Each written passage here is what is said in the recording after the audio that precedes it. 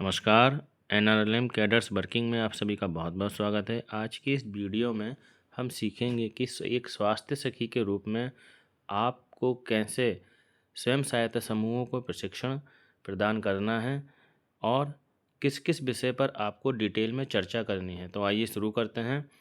इसमें आपको जब उनको प्रशिक्षण देना होता है यानी स्वयं सहायता समूहों को आपको मॉड्यूलर बार प्रशिक्षण देना है। तो आज हम बात करेंगे मॉड्यूल 1 की। मॉड्यूल 1 में आपको सबसे पहले एक गोलाकार तरीके से जो भी महिलाएं समूह में जुड़ी हैं उन सभी को बिठाकर जिस तरह इस पिक्चर में दिखाया गया है आपको उनसे समूह के स्तर पर बातचीत करनी है कि स्वास्थ्य से संबंधित, पोषण से संबंधित और स्वच्छता से संबंधित चीज़ें सीखने पर किस प्रकार हमारे व्यवहार में परिवर्तन आता है। तो आइए चलते हैं अगले पेज पर। इसमें आपको ये ध्यान रखना है कि जो आप प्रशिक्षण देने वाली हैं उसके टॉपिक उनको क्लियर करने हैं और समय इसका निर्धारित है 1 घंटा। तो आपको 1 घंटे में ये सारा प्रशिक्षण उनको देना है। इसमें आपको उनको बताना है जो आपका मुख्य उद्देश्य है वो इस प्रकार रहेगा। आजीविका और बचत की सुरक्षा के लिए स्वास्थ्य, पोषण और स्वच्छता पर ध्यान देने के आप महत्व को समझाएंगे। परिवार में स्वास्थ्य, पोषण एवं स्वच्छता पर ध्यान देने से होने वाली बचत के बारे में जान पाएंगे। आवश्यक सामग्री फ्लिप बुक का मतलब है जो मैं आपको ये शो कर रहा हूँ ये एक फ्लिप बुक ही है। सत्र की प्रक्रिया में फ्लिप बुक के सहारे मूल बिंदुओं पर दीदियों के साथ चर्चा करना और उन्हें आजीविका और बचत की सुरक्षा के लिए स्वास्थ्य, पोषण एवं स्वच्छता के बारे में जानकारी रखना क्यों जरूरी है इसके बारे में समझाना। फ्लिप बुक के सहारे मुख्य संदेश एवं कार्य बिंदु पर चर्चा करना और सत्र का समापन करना। सत्र का समापन करने में आपको सभी दीदियों को धन्यवाद देना है और सत्र का समापन करना है। यहाँ आपको बताया गया है जो आपके मॉड्यूल 1 में सत्र 1 है यानी मॉड्यूल और सत्र बात एक ही है। उसमें कैसे आजीविका के साथ स्वास्थ्य, पोषण और स्वच्छता का संबंध होता है। इसके लिए आप उनको बताएंगे कि हम जब एक समूह से जुड़ते हैं तो समूह से जुड़ने से हमें क्या क्या सहायता मिलती हैं। जैसे निर्धन परिवारों में एकता, हिम्मत और जागरूकता बढ़ती है। निर्धन परिवार समूह से समृद्धि की ओर बढ़ने लगते हैं, एक दूसरे की सहायता करना सीखते हैं। समूह में जुड़ने वाली दीदी को पहचान और सम्मान मिलने लगती है। प्रशिक्षण द्वारा आजीविका का वर्धन और बचत बढ़ती है। ऋण आसानी से उपलब्ध हो जाता है। समूह में होने वाली चर्चा में मिलने वाले ज्ञान द्वारा परिवार की जिंदगी खुशहाल बनती है एवं सामाजिक विकास होता चला जाता है। इसमें आप समझेंगे जो यहाँ लिखा हुआ है कि समूह से जुड़ने पर दीदी को पहचान और सम्मान किस प्रकार मिलता है। जब आप समूह में जुड़ते हो तो घर से बाहर भी जाते हो, किसी अन्य दीदी के घर भी जाते हो जिसके घर पे आप कभी पहले गए नहीं होते हो, उनके घर जाते हो या लोग आपके घर पे आते हैं और आप कहीं ना कहीं कुछ प्रशिक्षण प्राप्त करते हो, सीखते हो कि कैसे आपको बचत करनी है, कैसे आपको बचत इकट्ठी करनी है। और जो ऋण होता है वो तो आप जानते ही हैं, बहुत आसानी से आपको बिना किसी कागजी कार्रवाई के सिर्फ समूह के प्रस्ताव से उपलब्ध हो ही जाता है। समूह से मिलने वाली सहायता में जब आपको ऋण उपलब्ध होता है और आपकी आजीविका थोड़ी थोड़ी वृद्धि करने लगती है तो आप इस चित्र में दिखाया गया है कि कैसे अपने परिवार के लिए राशन पानी का सामान खरीदने लगते हैं, कैसे अपनी बचत को इकट्ठे करने लगते हैं और कैसे आप अपने बच्चों को पढ़ाने भी लगते हैं। प्रेरणा के साथ जुड़ने और समूह की सहायता से क्या हम अपने रोजगार व बचत को बढ़ते हुए देख सकते हैं? क्या हमारी बचत से हमारा परिवार खुशहाल रहेगा? क्या हम बढ़ते हुए रोजगार और बचत के जरिए अपनी गरीबी मिटा सकते हैं? इस प्रकार के सवाल आपको सभी दीदियों से करने हैं और फिर उनको बताना है कि कैसे हम ये सब कुछ कर सकते हैं। इसमें आमदनी और बचत के बारे में बताया गया है तो इसके बारे में आगे बात करते हैं।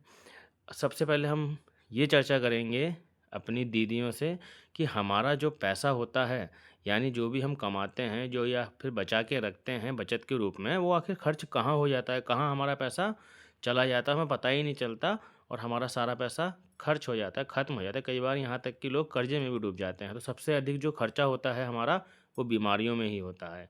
दूसरा बच्चों के पढ़ाई लिखाई और रहन सहन में होता है। तीसरा शादी और त्योहारों में होता है। चौथा खान पान में होता है और आकस्मिक खर्चे तो हम सब जानते ही हैं, कभी भी अचानक कोई भी खर्चा आ जाता है। मेहमानदारी से लेके, कहीं आने जाने से लेके, किसी भी नई वस्तु को खरीदने से लेके, घर का निर्माण कराने से लेके, घर में टूट-फूट सही कराने से लेके, कोई भी आकस्मिक खर्चा आता ही रहता है। घर में टूट-फूट, खराबी चीज़ों की, सब चलता रहता है।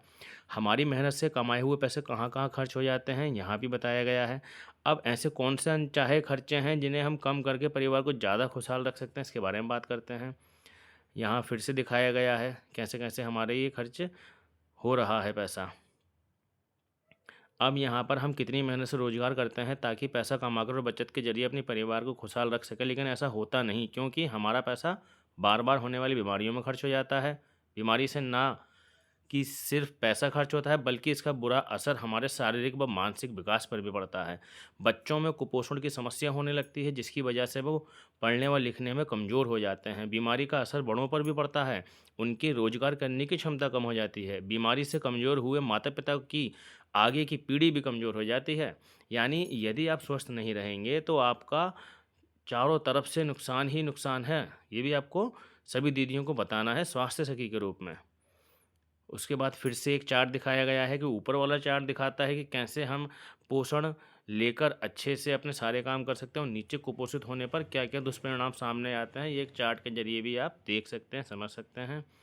उसके बाद में स्वास्थ्य, पोषण, स्वच्छता पर ध्यान देना क्यों ज़रूरी है, इसको हम समझते हैं। अगर हमारा परिवार स्वस्थ है तो हमें पैसों की बचत आसानी से कर सकते हैं, क्योंकि कहीं न कहीं हमारे सबसे बड़े स्तर पे होने वाला खर्चा बच जाता है। परिवार के सभी सदस्य, खासकर बच्चे, गर्भवती महिला व धात्री महिलाओं के पोषण पर ध्यान देने से अनचाहे खर्चों से छुटकारा मिलता है। घर में शौचालय होने, साफ-सफाई पर ध्यान देने, बस सही तरीके से 6 महत्वपूर्ण मौकों पर साबुन से हाथ धोने वाले बीमारियों से हम अपने खर्चों को बचाकर रोक सकते हैं। बीमारियों से जल्दी मुक्ति के लिए स्वास्थ्य सेवाओं व अस्पताल का लाभ उठा सकते हैं। स्वास्थ्य, पोषण और स्वच्छता का ध्यान रखकर हम अपने काम करने की शक्ति व कमाई करने की क्षमता बढ़ाने से के साथ ही परिवार की खुशहाली को भी कायम रख सकते हैं। स्वास्थ्य, पोषण और स्वच्छता पर ध्यान देना क्यों ज़रूरी है? अगर आप पौष्टिक खाना खाते हैं, स्वास्थ्य सेवाओं का लाभ लेते हैं, साबुन से सही तरह से हाथ धोते हैं, शौचालय का प्रयोग करते हैं, तो क्या होता है, खर्चों में कमी होती है और आमदनी बढ़ती है। उससे क्या होता है, बचत की थैली भारी हो जाती है और खुशहाल परिवार हो जाता है। इसके साथ में क्या है, स्वास्थ्य, स्वच्छता और पोषण रखे ध्यान तो खुशहाल रहे जीवन। मुख्य संदेश, आमदनी व बचत बढ़ाने और बीमारी पर होने वाले फालतू खर्च रोकने के लिए स्वास्थ्य, पोषण और स्वच्छता के संबंध को आप समझना बहुत ज़रूरी है। स्वास्थ्य, पोषण और स्वच्छता पर ध्यान रखकर ही हम बीमारियों को कम कर सकते हैं और परिवार की आजीविका बढ़ाने के साथ ही कमाई करने की क्षमता को भी बनाए रख सकते हैं। कार्य बिंदु, स्वास्थ्य, पोषण, स्वच्छता एक दूसरे से जुड़े हैं। इस बारे में समूह के सदस्य, उनके परिवारों और समुदायों के साथ मिलकर चर्चा करें। आशा, आंगनवाड़ी कार्यकर्त्री से मिलकर स्वास्थ्य, पोषण, स्वच्छता से जुड़ी सरकारी सुविधाओं का भी लाभ उठाएं। ये भी आपका कर्तव्य है और आपका काम है। स्वास्थ्य, स्वच्छता और पोषण रखें ध्यान तो खुशहाल जीवन, ये आपका नारा होना चाहिए। आगे की कार्रवाई, अगर हम अपनी आजीविका को सुरक्षित रखने के साथ ही अपनी बचत को बढ़ाना, परिवार को खुशहाल रखना चाहते हैं, तो हमें स्वास्थ्य, पोषण और स्वच्छता के बारे में भी समझना होगा। इसलिए प्रेरणा समूह की हर माह की पहली मीटिंग में स्वास्थ्य, पोषण और स्वच्छता के बारे में विस्तार से चर्चा होगी। अपने परिवार की खुशहाली व सामाजिक विकास के लिए आप सभी दीदियाँ इस मीटिंग में ज़रूर आएँ और अपने घर के आसपास के परिवारों पर इस पर चर्चा करें। ये आपको स्वास्थ्य सखी के रूप में अपने सभी समूह की बैठक प्रथम सप्ताह में करनी है।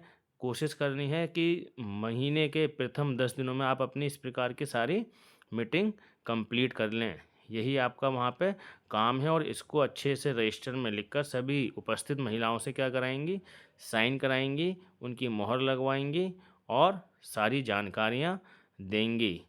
इसके साथ ही हम अगला प्रशिक्षण भी जल्द ही आपके बीच में लेकर आएंगे, और इस चैनल को सभी सब्सक्राइब करें और शेयर करें अपने साथ की स्वास्थ्य सखियों के साथ।